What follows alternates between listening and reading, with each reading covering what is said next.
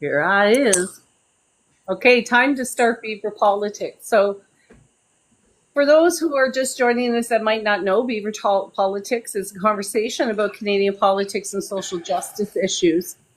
We like to offer an uninterrupted platform for speakers to be able to give us some education, to give us some insight, wisdom, life experience, as well as opinions about Canadian politics and social justice issues. We normally have a format where we have our guests do a presentation or a conversation style of interaction.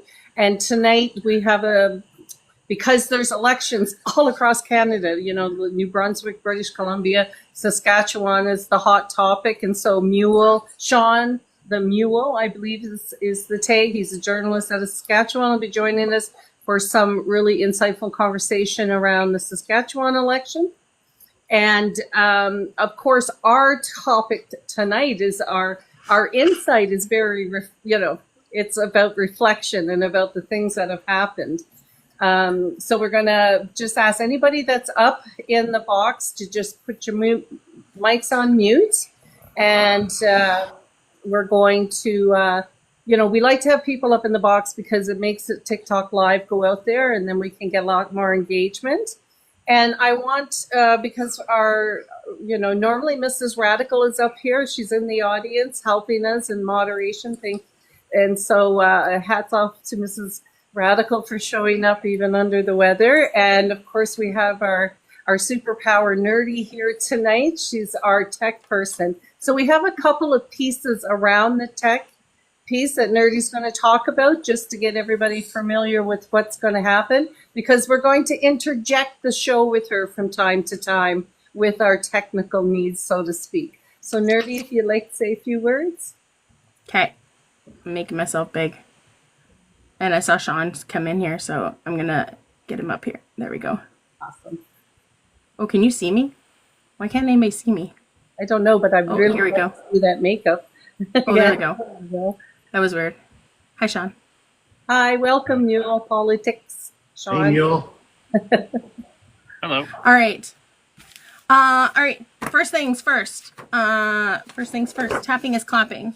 Tapping is clapping. Make sure we're tippy tapping. Tap, tap, tap, tap, tap on the screen. It's free to do. It's the best way to support us, to get our page out on the For You page. So tapping is clapping, sharing is caring. So the best way to share also is to hold your finger down on the Beaver Politics picture up there, and it'll pop up a screen, and then you can share. You can go send to a whole bunch of people that way. It's a lot easier. Also, join the team up top. So we have a little heart right next to our name up top there. When you hit that, it's 1 coin to do that. It also helps, again, push out the live. And subscribe to us to support if you want to support us. Our subscriptions are only $5.49 a month. I believe if you sign up for 3 months or a 6-month subscription, you get a discounted. Thank you, Docile. You get a discounted rate for that. When you sign up for our subscription, you get stickers that are in the chat. I'm sure somebody's going to pop them in there right away. But you get stickers. You also get access to the Discord. When you access the Discord, you do have to make sure that you answer the verification questions. Otherwise, you don't get access to the whole thing. You only have one tiny little box. So if you want to support us, that's one of the best ways to do it. Gifting the panel, we have a gift goal up there as well, 200 vote sticker, like little tokens. And also we have a YouTube channel. So YouTube, I usually update it the day after we go live. So it'll be updated tomorrow morning. It should be uploaded and everything. And I think that's it. And I will interject as needed. Yeah, so we just want to advertise, and remind people to do the likes and stuff. So please don't think we're trying to cut you off. It's just like something we're trying to filter, kind of work into the show. And so Mule Politics, just because you might have missed the introduction, I just wanted to welcome you to the show.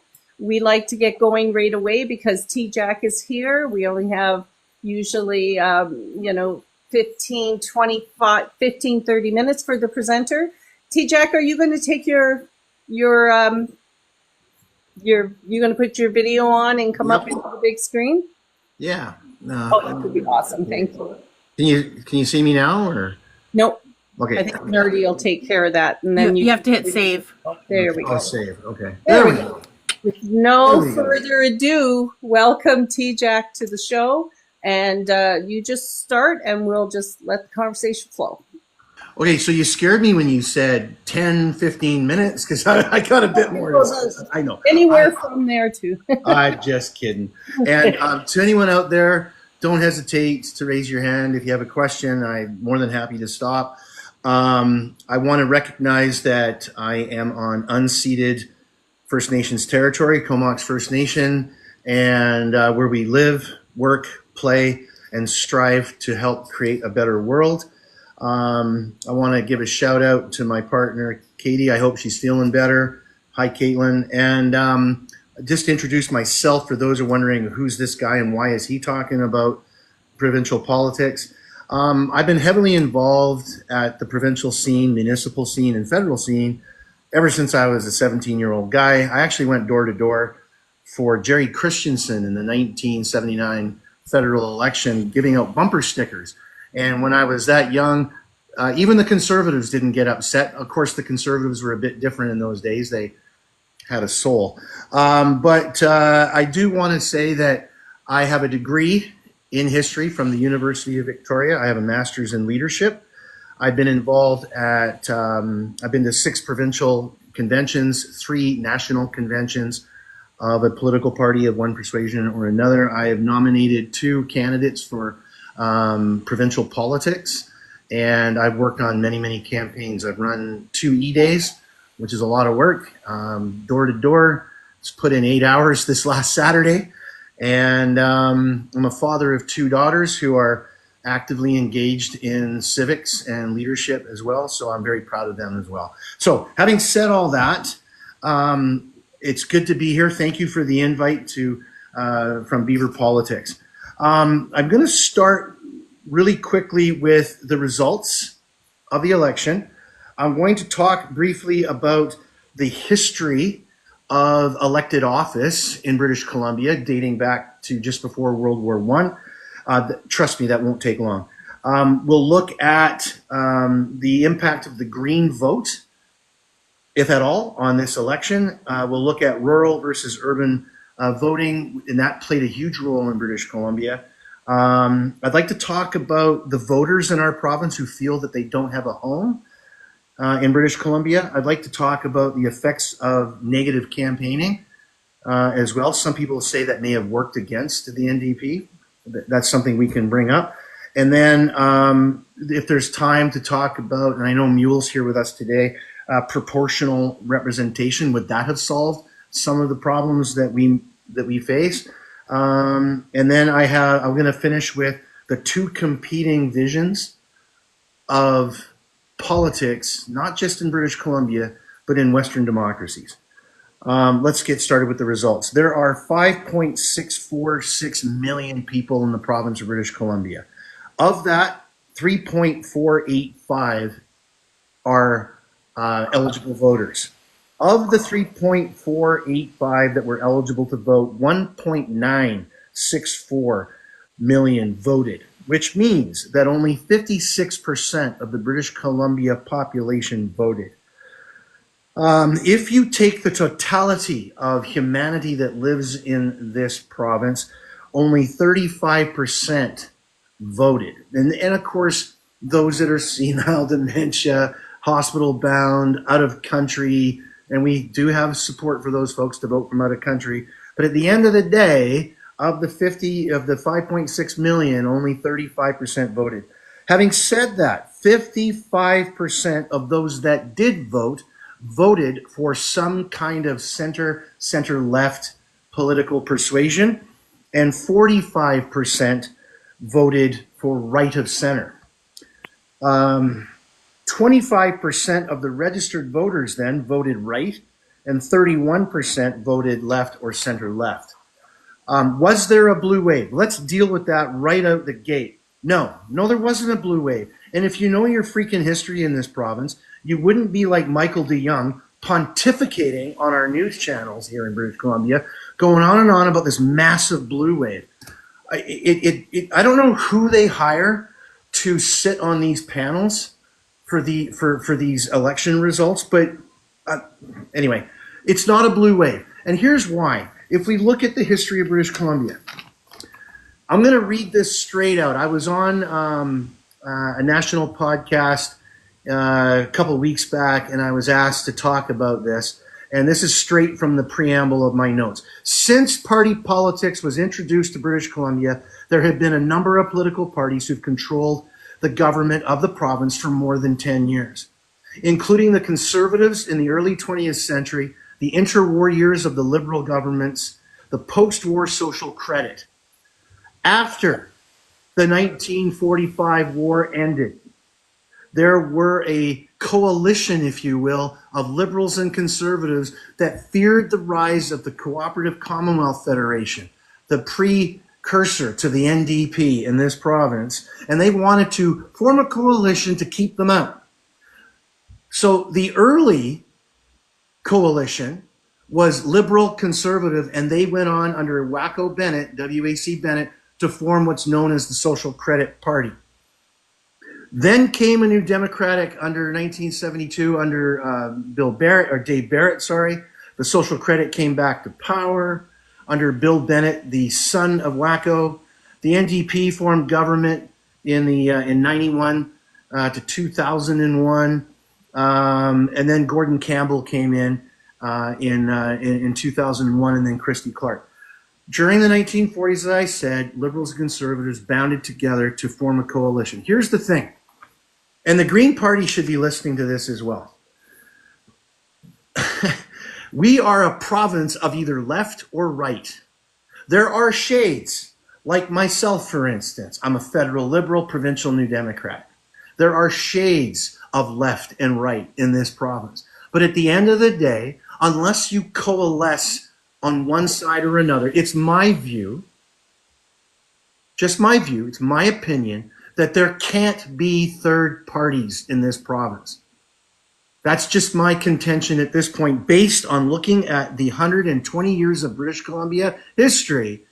And I understand why the Greens would want to say, I'm not saying don't vote Green. 6,600 people voted Green in my riding, and my candidate that I gave hours and hours and hours of work for lost by 231 votes. So the Greens had an impact in this provincial election in 5 ridings. In particular, the Comox Valley, the Anna Kindy riding where she won. There were 5 ridings, minimum, where the Greens and the NDP would have toppled, and in some cases, 3 cases, would have blown out the Blue. Now, do we want to have 3 parties? Absolutely. Wouldn't that be great? But when you listen to Kevin Falcon speak, what was that, a month and a half before the election? I'm going to put right wing ahead of my own agenda.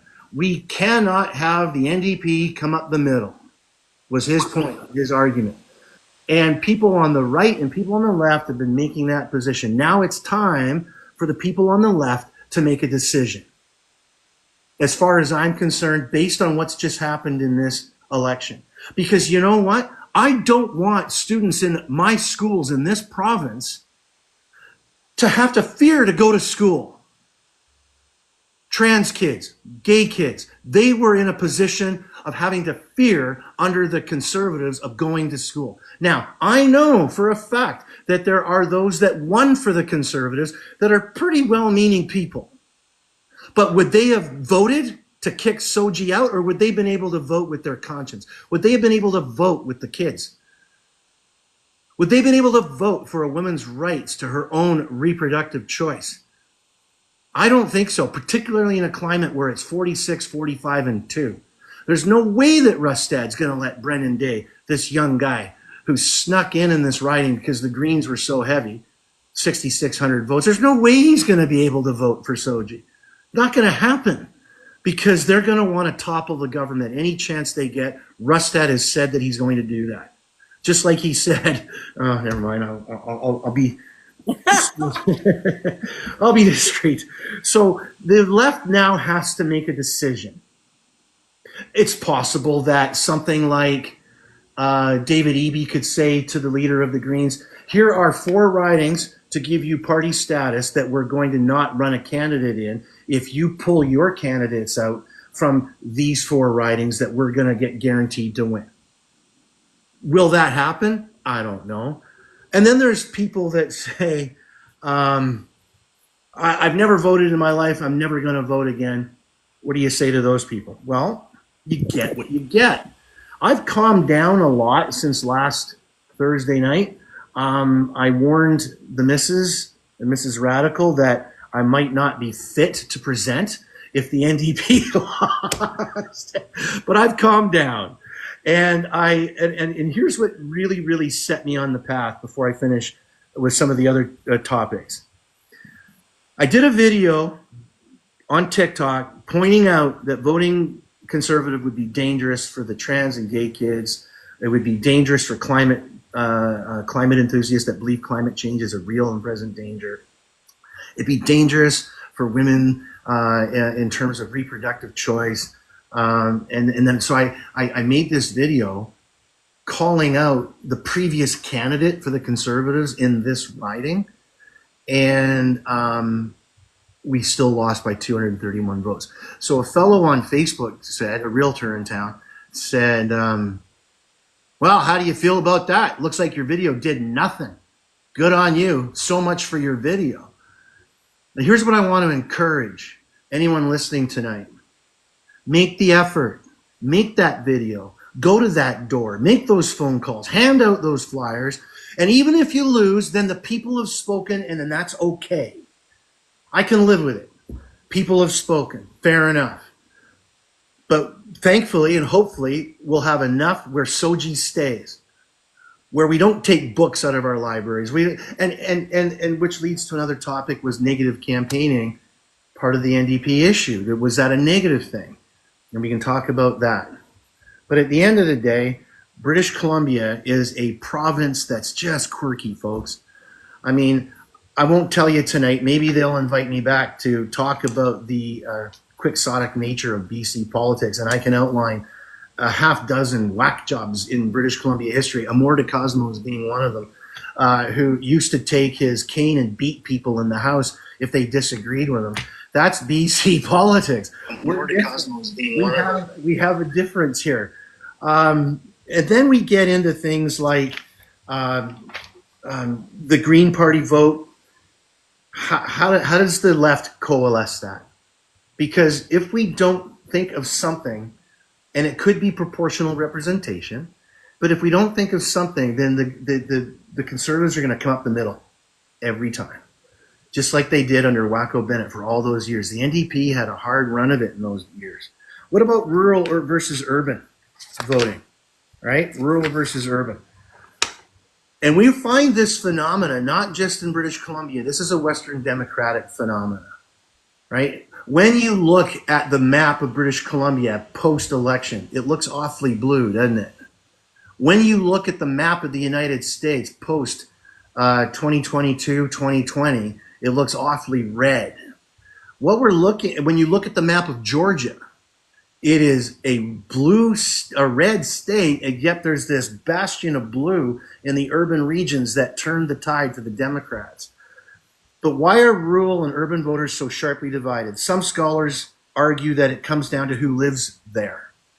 That the disproportionately white, and I'm not calling people out, okay? These are just simple political science observations.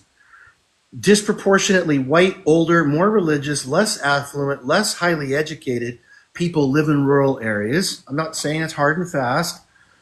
And they're mostly socially conservative. So they didn't have a problem with Rustad on a variety of these issues, right? These social issues that I was pointing out to you. Now, the urban areas are filled with generally younger, racially diverse, more highly educated, more affluent, more socially liberal people. And they tend to vote Democrat. And here in British Columbia, we found that they tended to vote New Democrat.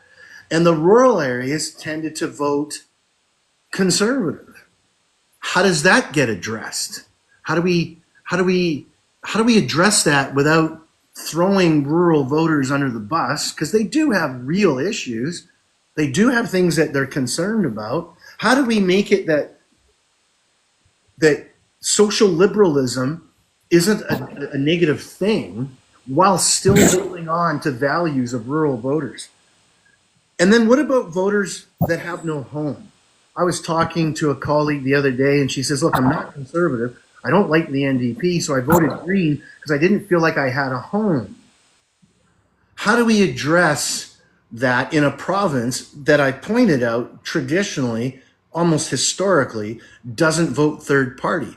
The one example I can give you where we did was 1991, when the BC Liberals, the actual ideological Liberal Party of Art Lee and Gordon Wilson, won 17 seats. There was a chance there. But what happened? The social credit folded, just like the United Party just did. And they hijacked. They did. I was there. I was at those conventions. I watched it in real time. I watched the hijacking. I watched the usurping of Gordon Wilson real time. I was at that convention. And they hijacked the 93 convention. And Gordon Campbell became the leader. And then the social credit infiltrated the party, both at the provincial level and at the foot soldier level. So what happened? There was a chance, but the right realized, okay, what do we do? What wagon do we hitch our horse to? And they decided, well, there's no point in going back to social credit. Just interject for a second, Tim. Yep. Just because now it was a great moment, I thought, but it's time to do our little promo piece for our show. Nerdy's going to just remind us about tapping and liking and clapping is loving. Tap it in. Tap it. Tap it. Tap, tap, tap, tap, tap. We're up at Tap, tap, tap. 2,000. That's my Happy Gilmore impersonation.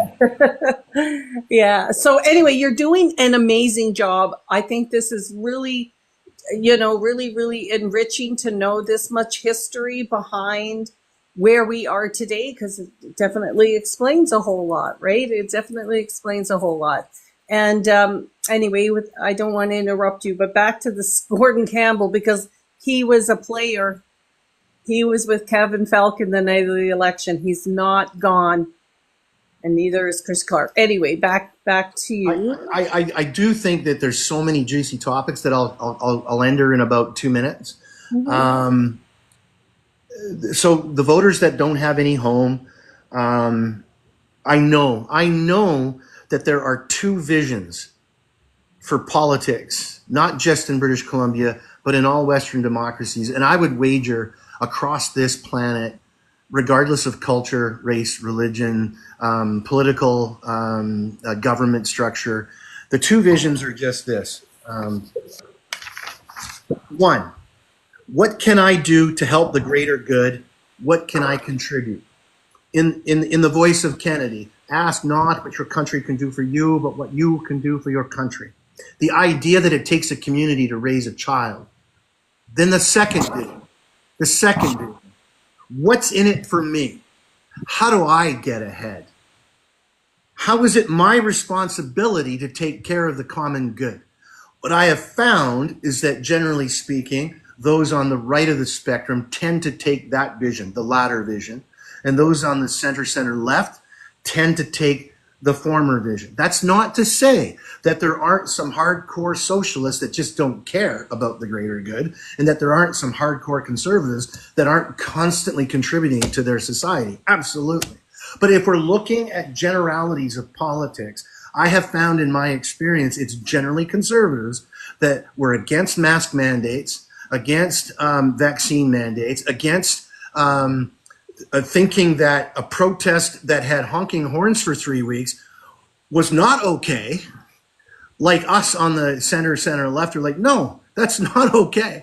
And we're wearing masks because it's what's in the interest of society. I'm gonna recycle because it's in the interest of society, not because, or why should I have to do it? It's not my problem if I throw stuff out. That is my view of the two solitudes of politics. And there are, again, shades. What about the effects of the negative advertising? I don't know what Kamala Harris is supposed to do. There, and this is connected to Premier Eby. Trust me, it's all the same kind of discussion. There was a panelist on CNN last night that says the momentum shifting back to Trump because Harris is going on about the vileness of Trump.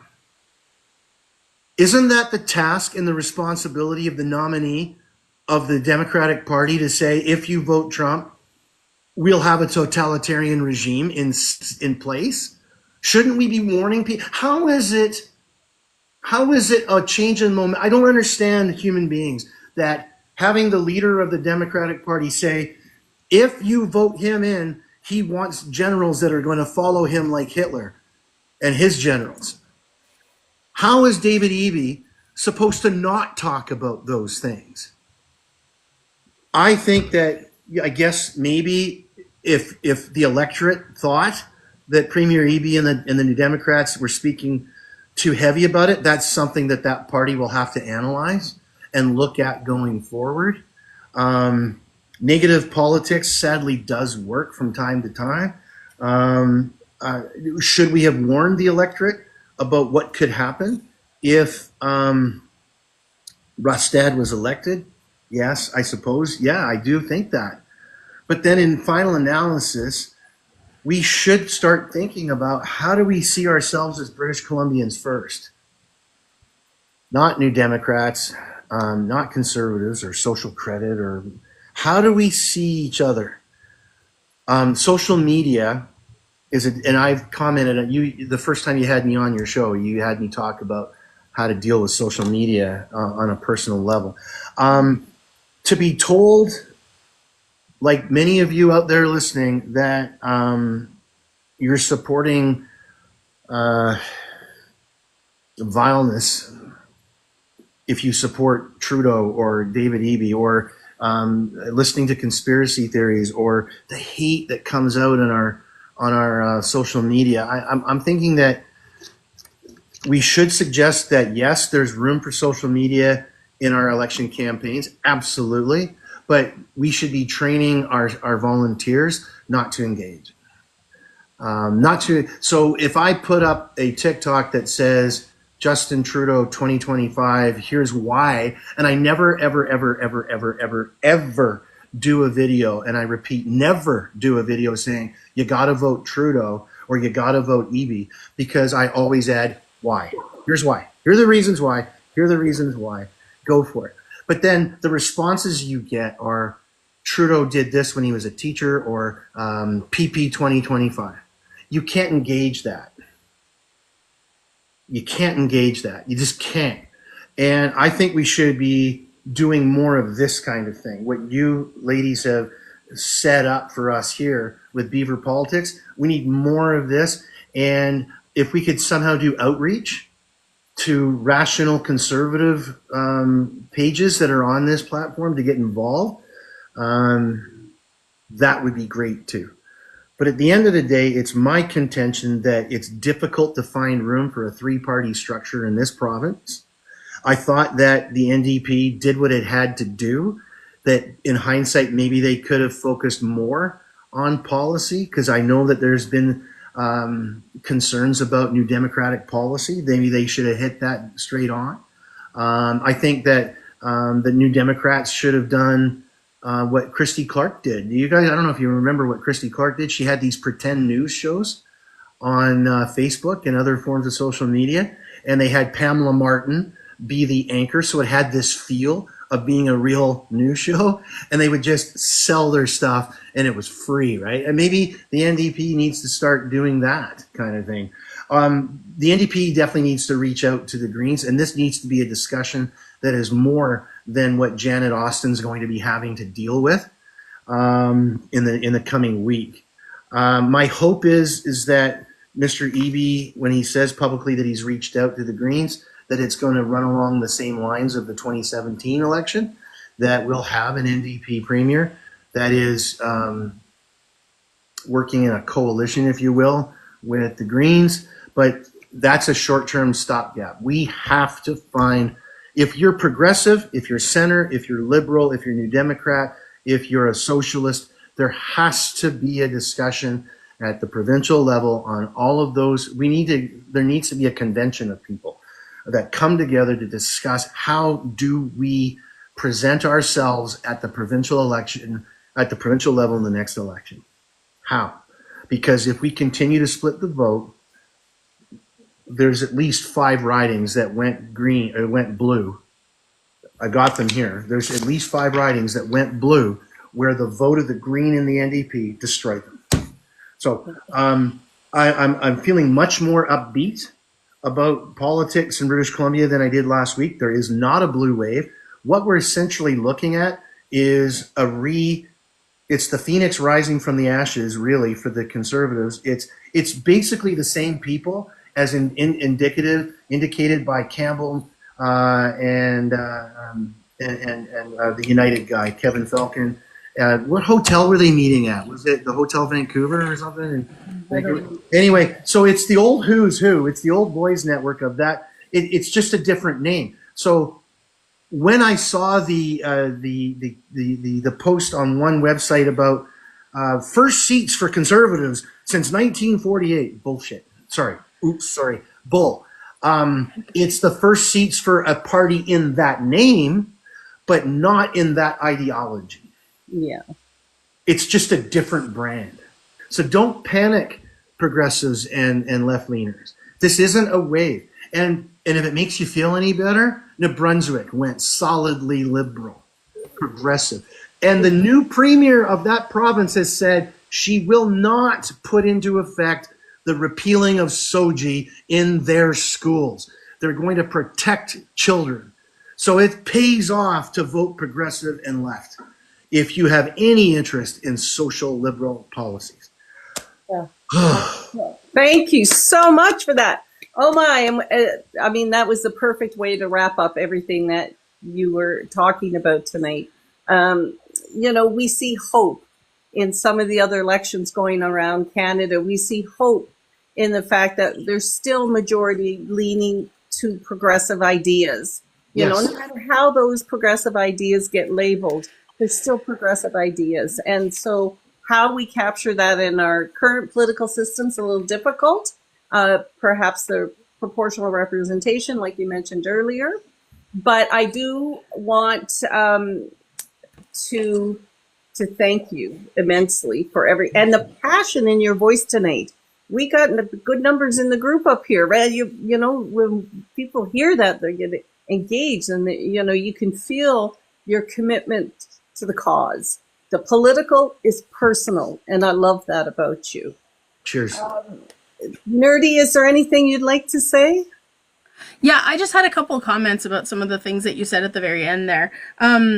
So you were talking about like how the left and like center left needs to all get on the same page.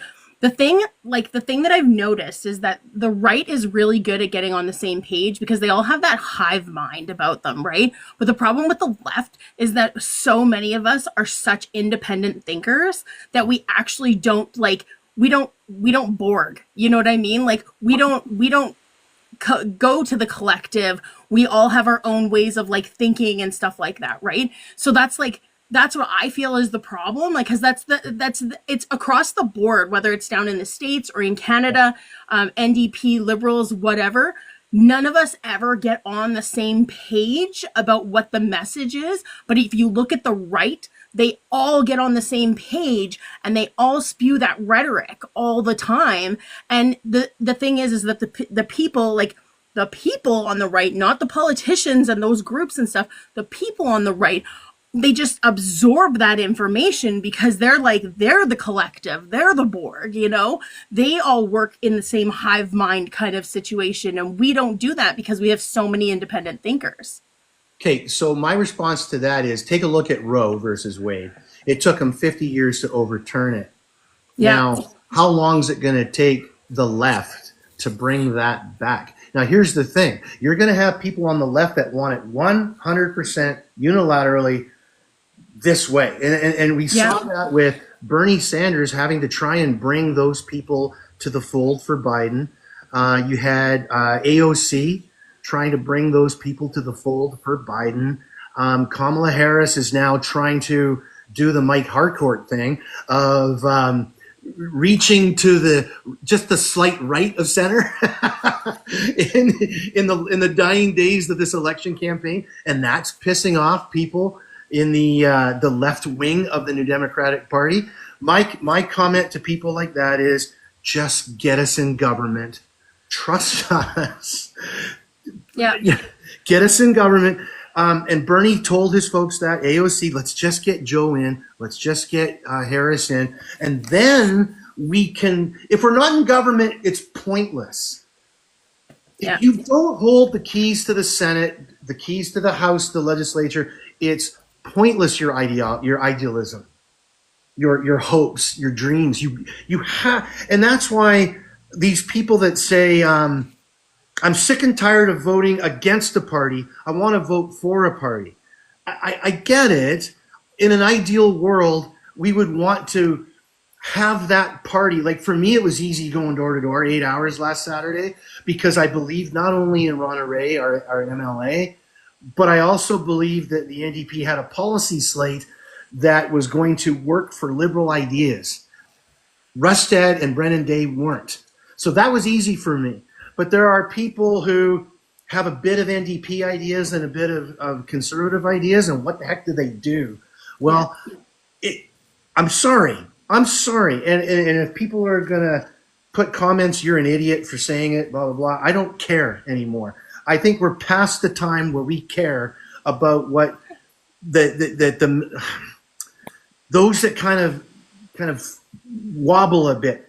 I don't care. Vote for the party that's going to do the least amount of damage. Sorry. Yeah. I said it. The NDP, at this point, that's not to say that it's going to be the same 4 years in the next election, but the NDP is going to work more actively to fight against climate change than the Conservatives would. They're going to work more actively to put money into public education.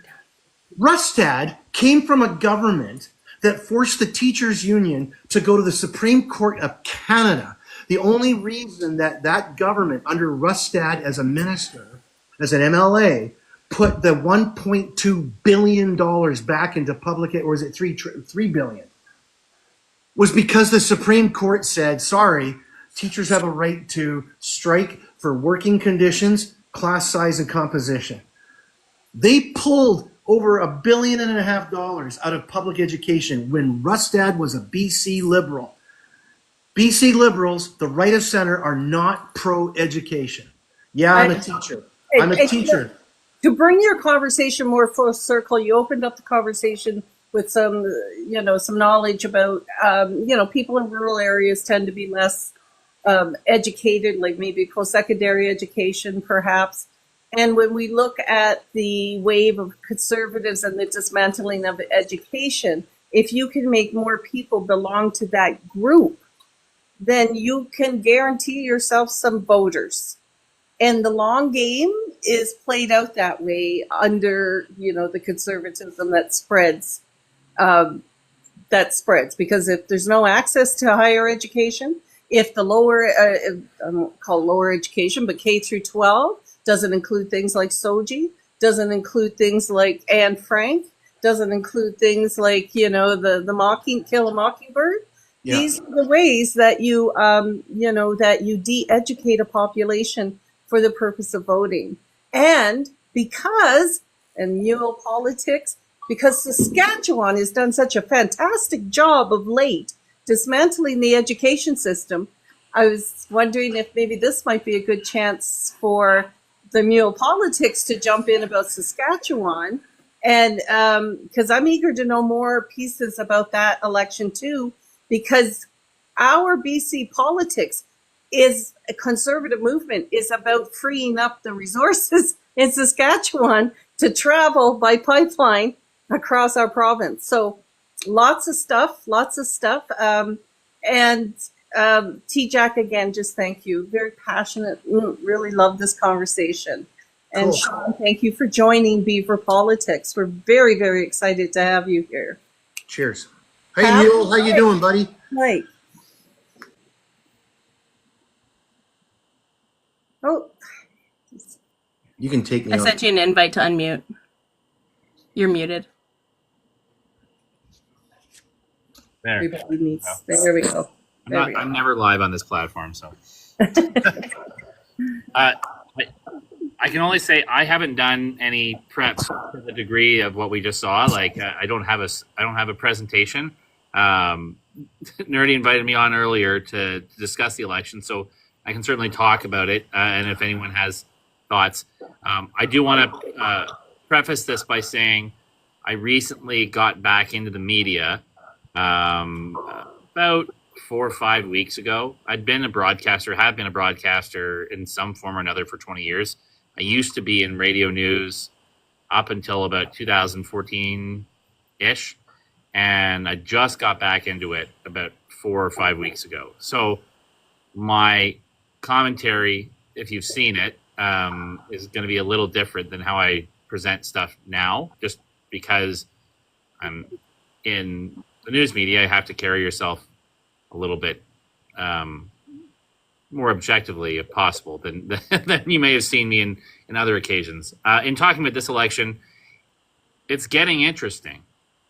I think coming into it, we all suspected we'd seen some polling that suggested that it was going to be a lot closer than it's been in recent years. I mean, ever since the Sask Party first took power here in 2007, they've kind of been establishing themselves as the new natural governing party here, as to what the NDP used to be. And if you're not familiar with Sask provincial history, the Sask Party is a combination of the former PC party in Saskatchewan and the Liberal Party. And ever since that was under Brad Wall as leader. And ever since that, it's moved further to the right into more of a conservative party, really. It's what it's become, I would say. If you look at their legislation, their perspectives, what they talk about federally and provincially, they really line up with the other conservative parties provincially. And so they took power in 2007, eliminating the split vote, and they won by very significantly large margins in the election since then. So now we're seeing, naturally, with any government, you're in power for that long, there's going to be a longer look at the opposition. There's some frustration about the state of healthcare and the amount of lack of workers in certain areas. There's frustration with education. They just had a work to rule strike situation and some strike days with teachers last spring. They did eventually get a contract settled. Well, I don't know if I'm feeding back. They did eventually get a contract settled, but they are still waiting on the financial terms of that contract to be determined through a judiciary. So they're going to go through a system to go through that. So that fired some people up. Of course, they joined the conversation on trans kids in schools and the pronoun policy. Just during the election, Scott Moe brought up changing rooms because of a complaint about kids, what change room kids are changing in. Wade into that. There's been a lot of focus from the Sask Party in the election on the federal government, and really throughout the last, I would say probably the last 6 years especially, a lot of focus in their political attacks have been directed at Ottawa, because the federal government is so unpopular in Saskatchewan. They've tried to make themselves the opposition to the feds rather than really the NDP, and even trying to tie the NDP substantially to Prime Minister Justin Trudeau and the federal Liberal Party through the NDP. If you watch the debate at all between Scott Moe and Carla Beck, the amount that Scott Moe talked at all between Scott Moe and Carla Beck, the amount that's seemed to be overwhelming, right? That seemed to be his focus. He was saying, challenging Carla Beck on whether or not Jagmeet Singh was going to really remove his support of Trudeau, and whether she talked to him about it, and focusing a lot on that, and then the carbon tax and on those types of issues. in any event, if you look at the polling coming into the election, there were some polls that suggested it was going to be a lot closer. One that I saw that had it tied, one that saw the Sask Party up by 7 points, which is a substantial change from last time. But looking at the 338 model and just looking at the structure of the province, even the improving poll numbers didn't give me a lot of hope. I mean, hope's not the right. Give me a lot of reason to give NDP voters hope in this situation, because the riding structure as it is, and I don't think it's unfair, but rural ridings account for about 57% of the ridings in Saskatchewan, while the ridings out of the major centers of Regina and Saskatoon are about 43%. And if you look at recent history for the New Democrats, they just don't perform even remotely well in rural ridings. We're talking about, winning percentage numbers for the Sask Party in the 70s and 80s in some places. So even if that vote improves, it seems to be mostly improving in Regina and Saskatoon in the cities. And there's not a lot of maps that give the NDP an opportunity to form government. But that being said, I did see a poll from Insight just a couple of days ago that suggested, which surprised me because I thought it was going to be closer than it had been, but the poll came out from Insight that suggested right now the NDP are at 50% and the Sask Party at 45%. They gave a seat projection based on that poll of NDP 34, Sask Party 27.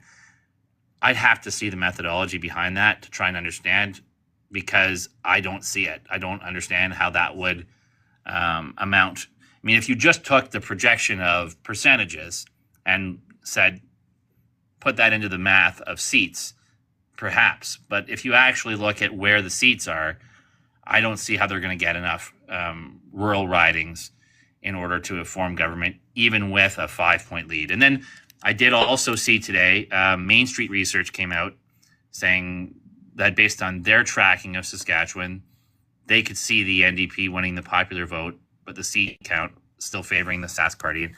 I think if it does go in that direction, that's probably where it's headed. Unless I'm, really discounting the NDP vote in rural ridings. We have seen an increase in some conservative alternatives rurally that could affect those ridings.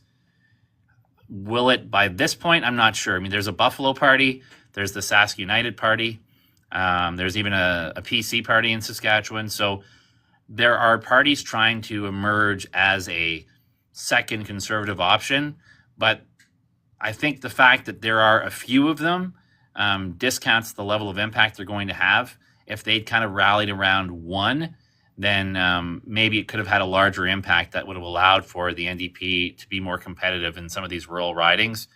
The fact that there's the three of them, and there's some ridings where there's candidates from all of those different parties, I think it really is still going to mostly come down to a two-party election here. And maybe I'm wrong, but from what I've seen of it, I don't see enough openings for the NDP in these rural ridings to form government. But even getting to the point of potentially winning the popular vote or being competitive in the popular vote is a massive change from where this province was 4 years ago. The polling right now, if the NDP are polling at 50%, if they really are, that's 18 points ahead of where they were 4 years ago. And the Sask Party, if they're polling at 45%, that's 16 points down from where they were 4 years ago. So even if the Sask Party does maintain their grip on power and does maintain government, it's a very significant message that things are changing in a big way. It would be a massive boost to the NDP, and it would be interesting to see the reaction. I would have to think that it could potentially impact Scott Moe's leadership to see that drastic a turnaround in the popularity of the party. But I guess we'll find out more on Monday.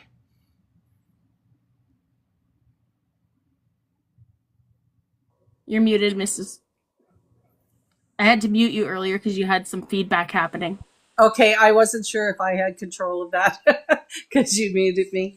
Well, that's really interesting conversation and a little disheartening, I guess, if you live on the left. And I know in British Columbia, Tjak, you never talked about it a whole lot, but the amount of independents that ran that from the BC United Party that drew from the Conservatives, and they're, just drew away some of their votes. It's kind of disheartening to see that all the other little parties might not have that impact. And there are places where they could.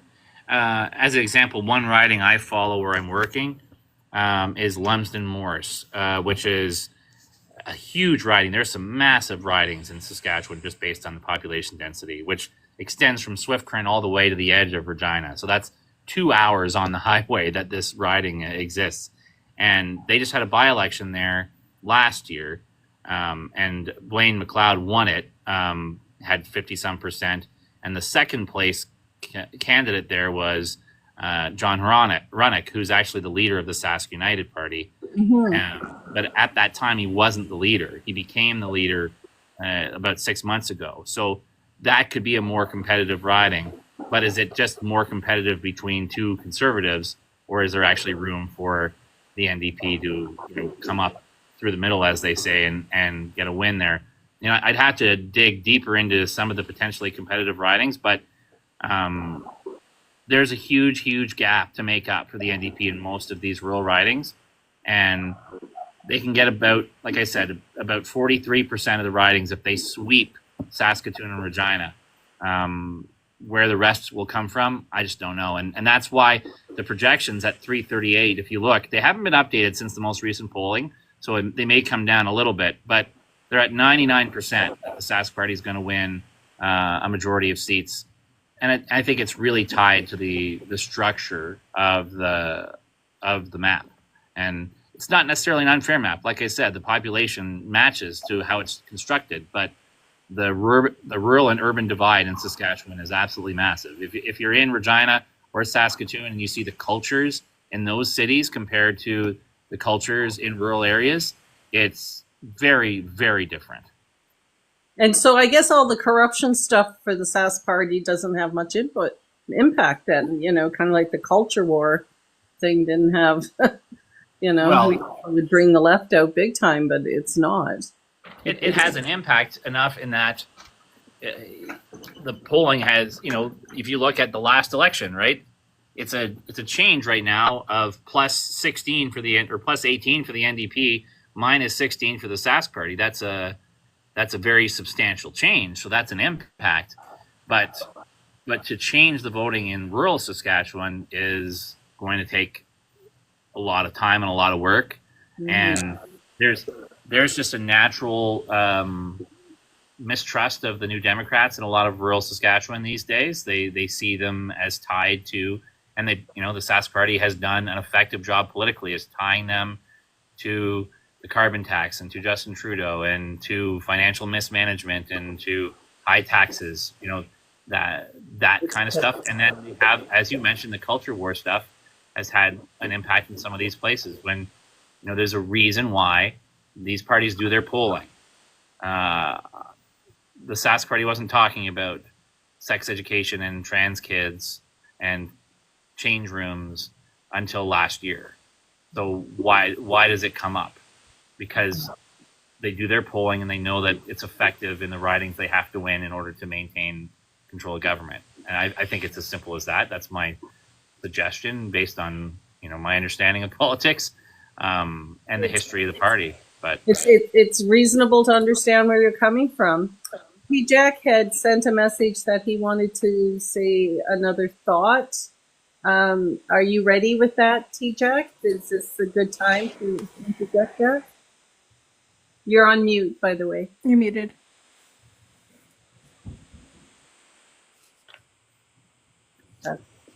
You had an echo coming through earlier, so I had to mute you because you had a notification come through.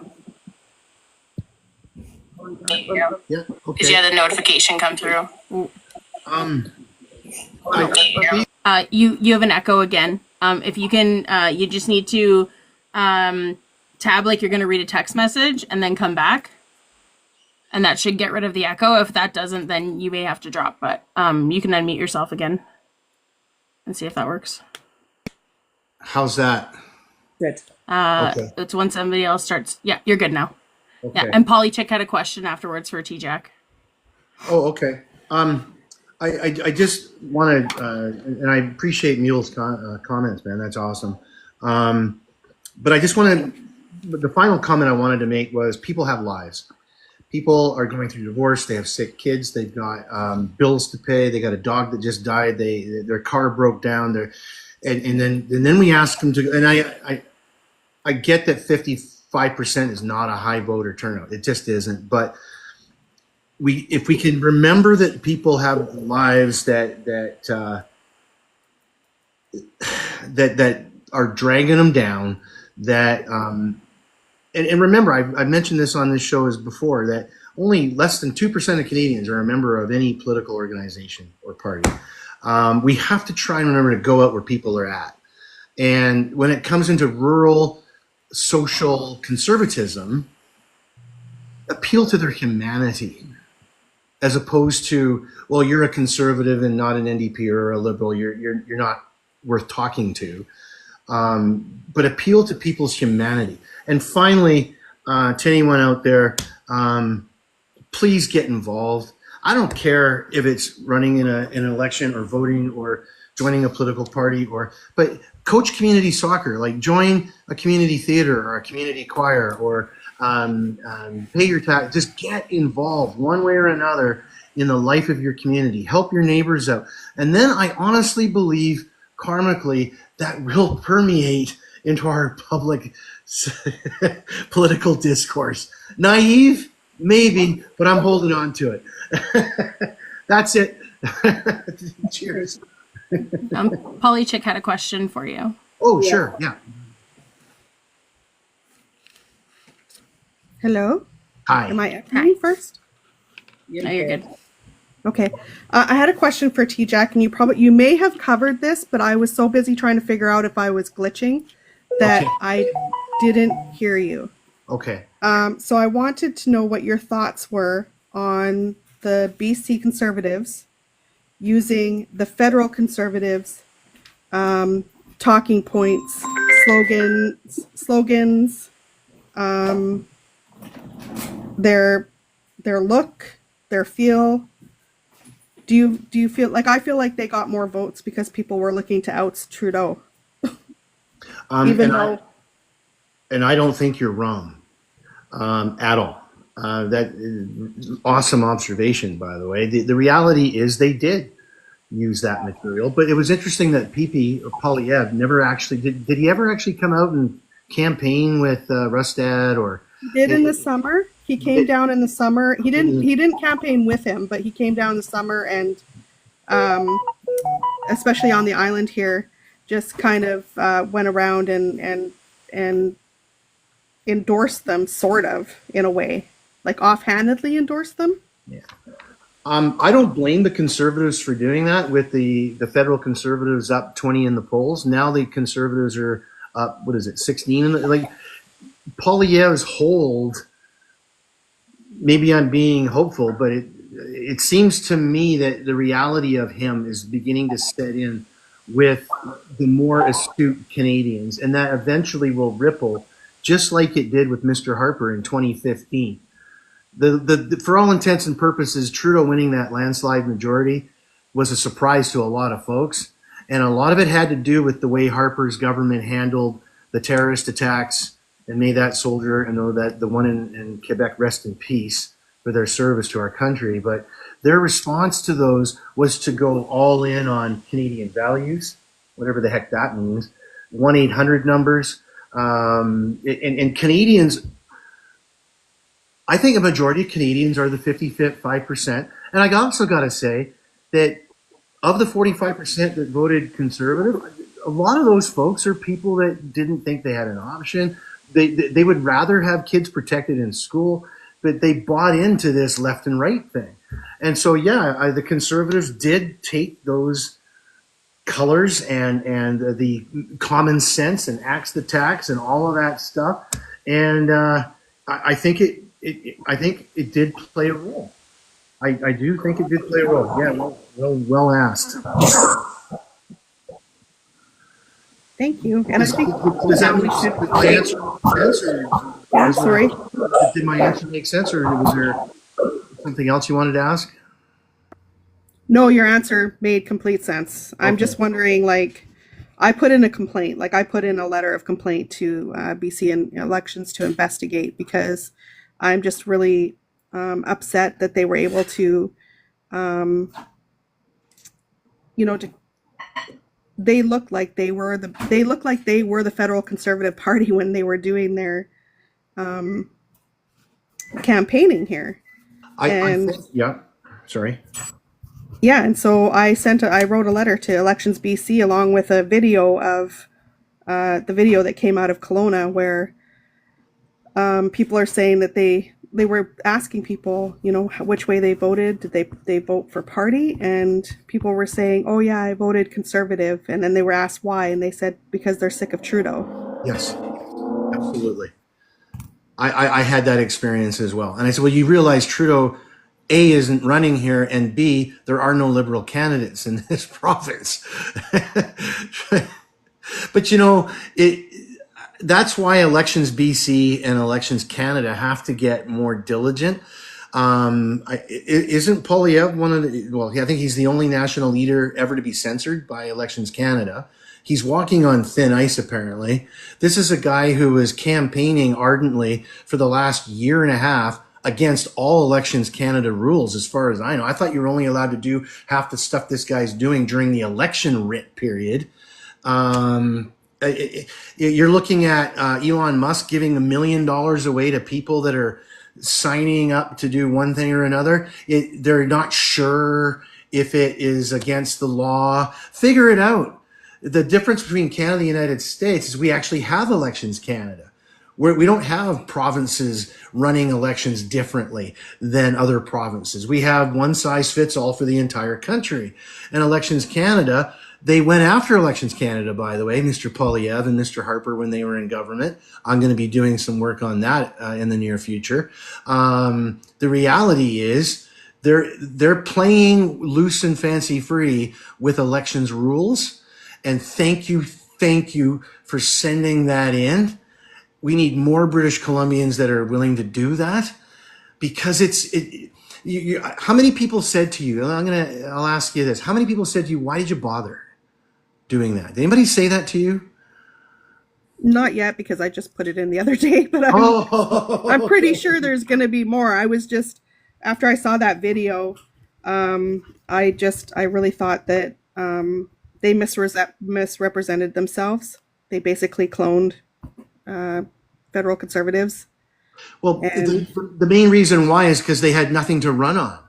Yeah, exactly. They weren't even the United Party, and they literally had they were putting together an election campaign on the fly, and Rustad beaming, he had every right to beam because they stole one here, as far as I'm concerned. I think the biggest faux pas for me around this kind of like stretching the behavior was the way their name ended up on the ballot, that they specifically call themselves the Conservative Party of British Columbia. So the British Columbia tag would not be printable on the ballots, and that would lend to people who were really thinking that, as I call him, Tiny Trump would get elected here in British Columbia. And it's just the shenanigans of all of that, that willingness to, to me, to break all the rules. Yep. And if they're going to break the rules there, they'll break the rules in other places, right? And so I have a general mistrust of the way politicians politicking that way. Yeah. I think Polyev lives and dies by the expression, it's better to ask forgiveness than permission. He just does. And it's clear that the Conservatives at the local level did that as well. Well, Polychick, you're not alone in reaching out to people, because I reached out to BC elections as well as the Canada elections as well, and complained and was told that basically no rules are being broken. So I see Strong's hands up. Is it MS Strong or? No, it's Marsh. Smarsh. Okay, I see your hands up, and welcome, and I'd like to hear what you have to say. My thing is if he doesn't get the security clearance, can he still run for election next year? That's Yes. what is confusing me. Yes. Oh wow. Okay. See, I didn't understand why. See, I don't understand personally why he won't get his. But you have to remember too that he's running. He's only running for MP, right? There is no prime minister election. So Yeah, any individual MP can run. The issue will happen. Okay. It'll become an issue if he wins and is made prime minister. He'll have to get it in order to access the kind of information that a prime minister would have to access. Absolutely. Yeah. That makes more sense. Thank you. You're welcome. Mr. Kirby, do you have something you'd like to add to the conversation while you're good? I was going to say on the topic of Trudeau being used. Oh, he's talking. Okay, I thought he was waving off. Sorry. Go ahead, Mr. Kirby. Yeah, I just wanted to touch on when Tjak was finishing up there. He was mentioning the Susan Holt, our new and first female premier here in New Brunswick, about regarding policy 713 and SOGI. She is going to have to change the policy again because the Conservatives did actually change it. It wasn't legislation. It was just a policy change. And she has made that promise. She is going to restore the kids' rights to use the pronouns and names that they wish without the parents having to be informed. So she is going to restore that, and the new policy will work with the child and youth advocate to make sure it's done properly and give those protections back to the kids. Excuse me. Another thing she said, the previous Conservative government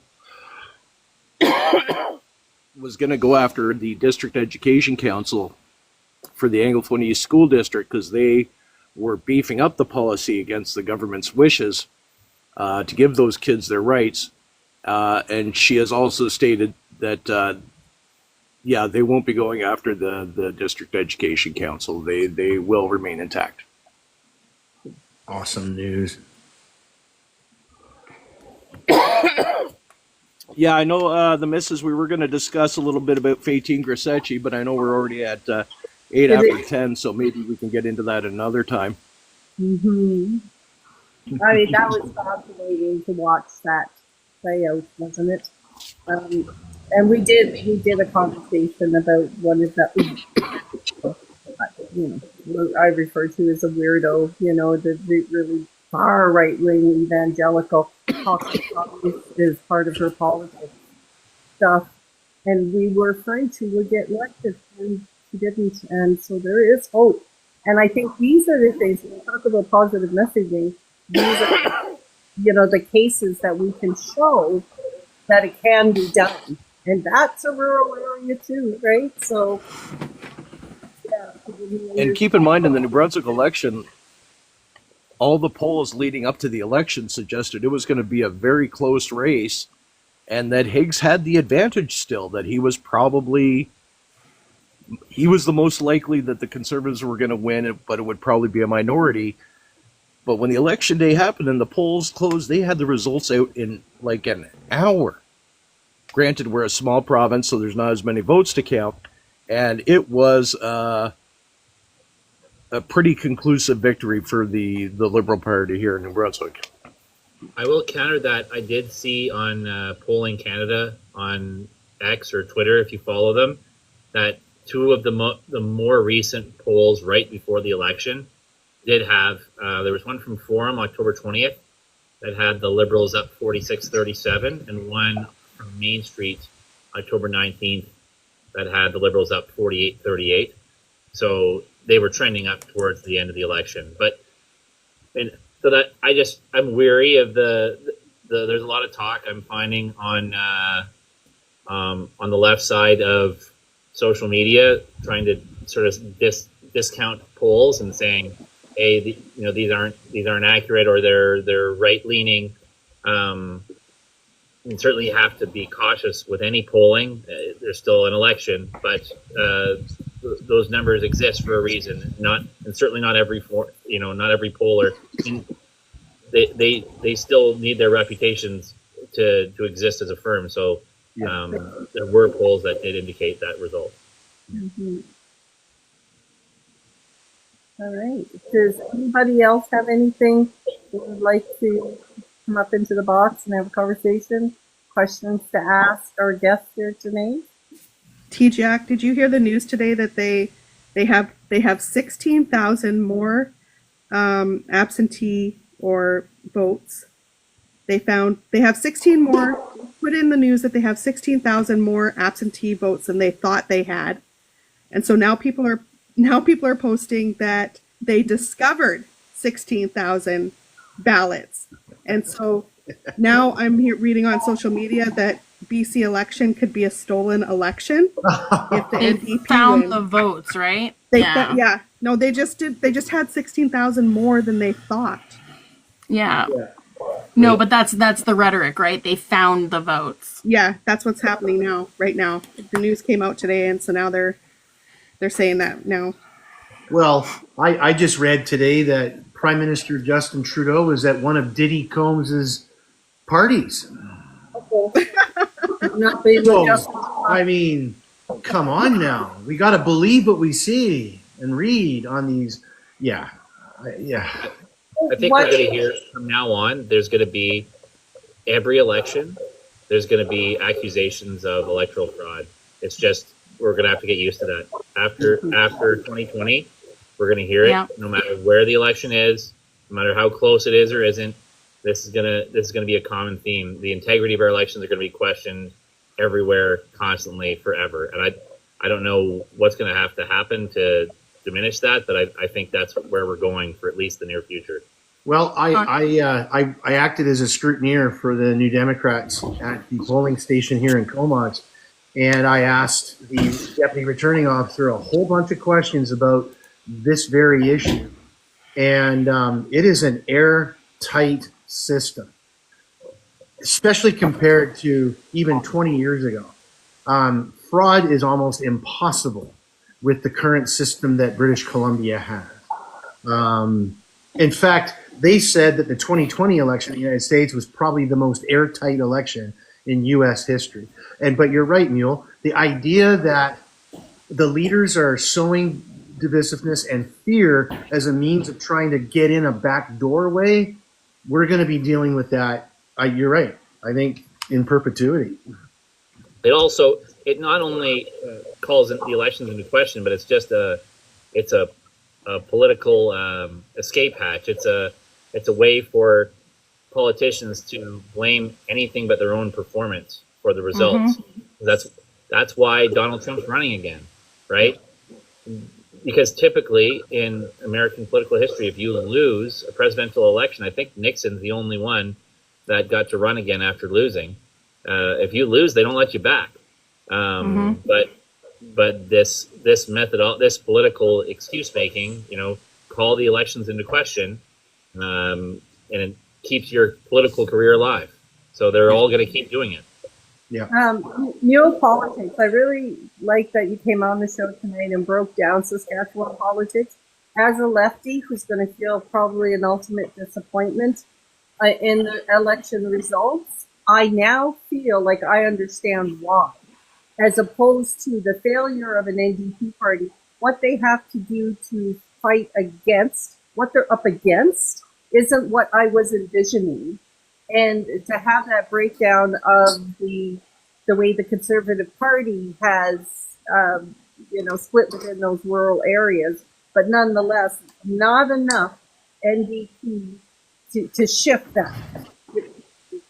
I don't know if I'm saying things correctly. Yeah, you absolutely are, and I think what it says, as well. And I don't have any insight into the inner workings of the New Democratic Party, but what it says to me is, if you have a ceiling the way you're doing things now, then you have to find a way to reach out into rural Saskatchewan, because it's not that it's unfair. That's how Saskatchewan's constructed. 43% of Saskatchewan's in those two big cities. You got to reach the other 57 somehow. You have to find a way to break through in those ridings in order to be a government that can govern for the entire province. Just like the Sask Party had breakthroughs in the cities, in the last 18 years that have allowed them to have the significant majority they've had. So now the New Democrats, if they're retaking the cities to the degree it looks like they are, they're going to have to find a way to have breakthroughs in rural Saskatchewan. Is the taking of the cities going to be enough, or I know you did address it, but 43% of, now I'm just talking about Saskatchewan and Regina, for those two major centers. Now there's other smaller cities, right? Moose Jaw is 43,000, Prince Albert's 30 some, Swift Current where I am is 18,000. Like, these places are still rural. Swift Current's an agriculture, energy-based economy. It voted, I think, 74% Sask Party last time. That's what they're dealing with, right? So it might be that some of these elections are closer, but to actually win those ridings, you're overcoming a previous deficit of 40, 50 points sometimes. Yeah, that probably takes more than one election to do. Yeah, fair enough. And we have a new guest up in the box, Louisa. Is there something you'd like to ask or just make comment on? Yeah. Hi, everyone. I do have a question. I did put it in the comments, but I'm not sure if it came through properly. I was wondering if PP does get to be PM, how does that work if he doesn't clear the security clearance? It will pose grave dangers to our country. If the Prime Minister of Canada isn't in on the intelligence from the RCMP, CSIS, the Canadian Armed Forces, that'll jeopardize Canadian lives. And it is, he'll have, like Emil said it, he'll have to get it. Like, there's no way around it. So say for the sake of argument's sake, so if he doesn't clear then what happens? Do they have to go through an election for a new to be party? Or how does that work? Because if he can't do it, we need somebody who can, right? That would be a party issue. It wouldn't be a Canadian public issue. If there's an issue that limits his ability to govern as Prime Minister, it would be up to the Conservative Party to deal with that. We'd have to choose whether he's continuing on as their leader or not. Because ultimately, again, the position of Prime Minister is the leader of the governing party. So the cabinet, his cabinet would have to appoint an interim leader, and then they'd have to call a convention. And that's what I was wondering, right? But now what we're hearing, if that's the case, with some of them being compromised or in danger of, how does that work too, right? Because that raises a whole lot more, many more questions on them and what they're going to do for Canadians, right? It just seems to be one big ball of questions regarding that party right now. It's a lot of hypotheticals, but from a political standpoint, there's you can't get disqualified for perceptions or what people think. It would have to be an actual legal matter. So if they were compromised to the degree, if any MP is compromised to the degree that they were charged, then it would go through that process, and then the parties themselves could determine whether or not they stayed in their position. But there's not like a political mechanism that goes, well, these reports say that these people are compromised or they shouldn't be here. If they're elected until such time as they step down or they go to prison. Yeah. Okay, thank you very much. So we're about 20 minutes over our timeline. I just wanted to, thank everybody for hanging out and letting us have that little extra bit of knowledge. It's a small show, I know that, but people dropping in here as lives go, if you can have 2 or 3 minutes of educational information, they cannot unhear it, right? They cannot unhear it. So I think that we have been jam-packed full in this last hour and 20 minutes, with educational tidbits about our political system. So I'm very grateful to both Tjak and mulepolitics for joining us. Mr. Kirby, you too. I was hoping for more conversation about New Brunswick because of the Christo-fascist conversation that we highlighted here on Beaver Politics one time. But we'll get back to that. We will get back to that. We will get Anybody into have it. last? New Brunswick My is last done. thing Now to we say can look forward to Saskatchewan. My last thing is, it's not as bad as all that, folks. 55% of the people that voted for some kind of center left. 45 voted for it. It wasn't a blue wave like some of the pundits have tried to have us believe. New Brunswick has done some magic, in Saskatchewan, I think the NDP will be closer, if hoping for the best there.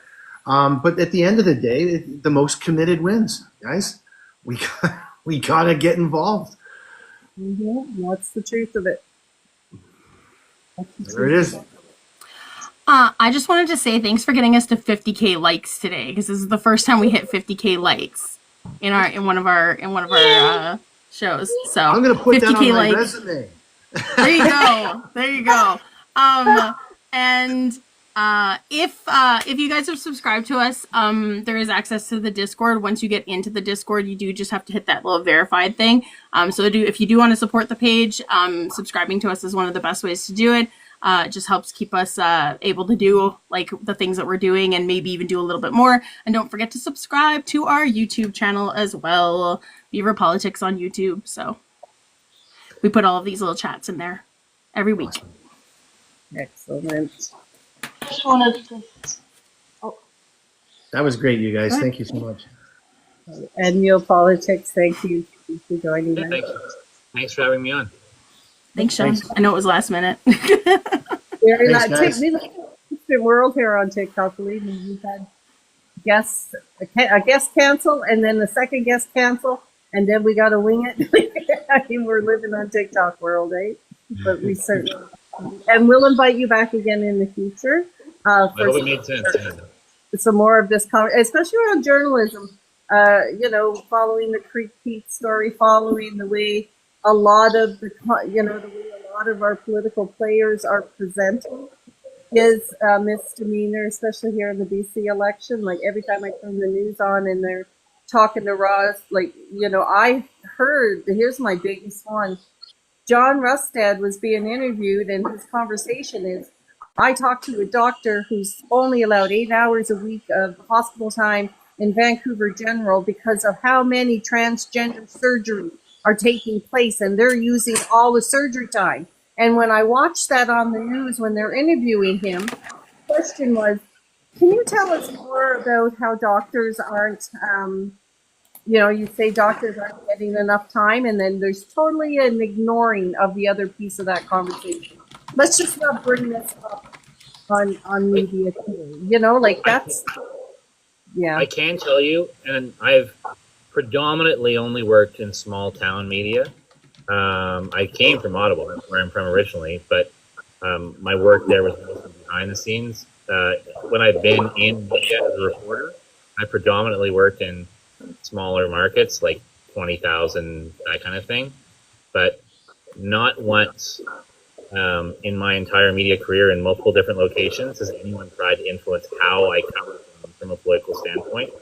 So I know a lot of people that have worked elsewhere that have told me the same thing. I think that aspect of media is overstated. I think sometimes there's people's own personal biases or lack of education or research, or trying to get 20 stories done in a short period of time and not having time to delve into some of the details. I think those kinds of things happen, but I don't know if there's as much direction from above as the general public suspects there is within media. Unless you're talking about Fox News. Well, I can say it is not as much to worry about in terms of it being a constructive thought Right. by media, to manipulate in this way. At least I've never seen even a hint of it in my experience. Okay. Well, when I watched that seemed to be a bit of a hint of it for me. Right? Well, but that particular reporter may Yeah. have, know what Well, I'm saying? it's, small. I'm in a small community, right? And so then it's very, very conservative here. So they want to make the Conservative Party shine a little bit, and I can get that. And but I don't know. I'll just take your right now, but the shutdown of small media in small communities, I think, has had a huge impact on our media world. Right, the buying of all the small outlets, especially newspapers and shutting it down. I know a number of rural communities in my area that lost that. Mhm. And so I'd be eager to hear your opinion on that. I could keep you here for an hour. But Yes. we're going to go. Thank you, Nerdy. Any last thoughts there? Yeah, I have a quick shameless plug. I posted in the chat trivia here from the Mistress Trash Panda account. So if you're wondering about my makeup, it's because I have trivia coming up after this. I always have trivia on Tuesdays, Thursdays, and Saturdays. Thursdays is a theme Thursday. We're doing Halloween and horror trivia today. So that's why I have a pumpkin and bats. So if you want trivia, go and follow that account. Shameless plug. It's fun. Mrs. Radical, somewhere in Cyberland here. I hope you're feeling better. All right. See y'all next week, folks.